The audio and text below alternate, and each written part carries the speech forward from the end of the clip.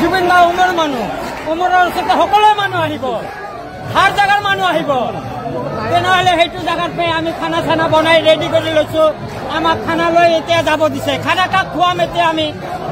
1 quintal চাউল আমি আশা কৰি লৈ আহিছিলোঁ, গাখীৰ চাখীৰ লৈ আহিছোঁ, চাহ তাহ খোৱালো ইমান টাইম।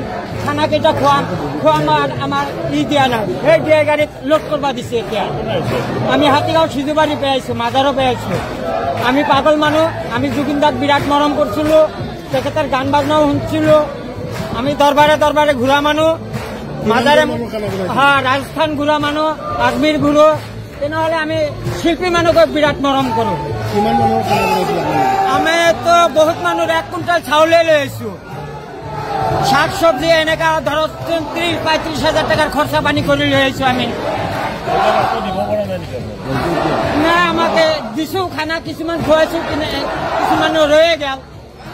আধা খানা সেনেকৈ ৰৈ গ'ল, 2 পেকেট চাউল বনাবই পৰা নাই, সেনেকৈ ছিষ্টেমত কৰি গ'ল। আমাক যাব দিছে, এতিয়া আমি যাবই লাগে। প্ৰশাসনে মানে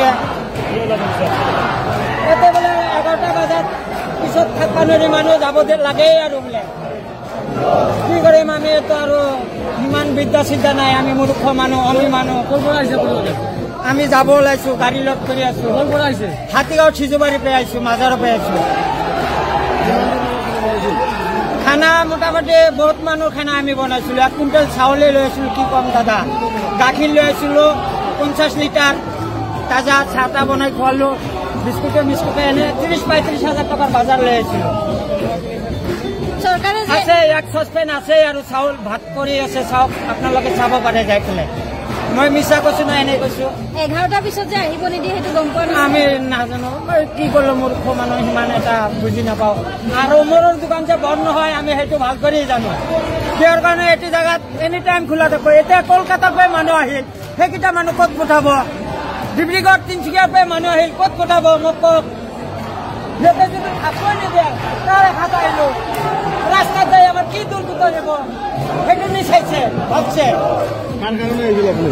আমি তো জুবিন দাৰ কাৰণে আহিছোঁ, জুবিন দা উমৰ হওক, আমি সেইটা আশাতে আহিছোঁ।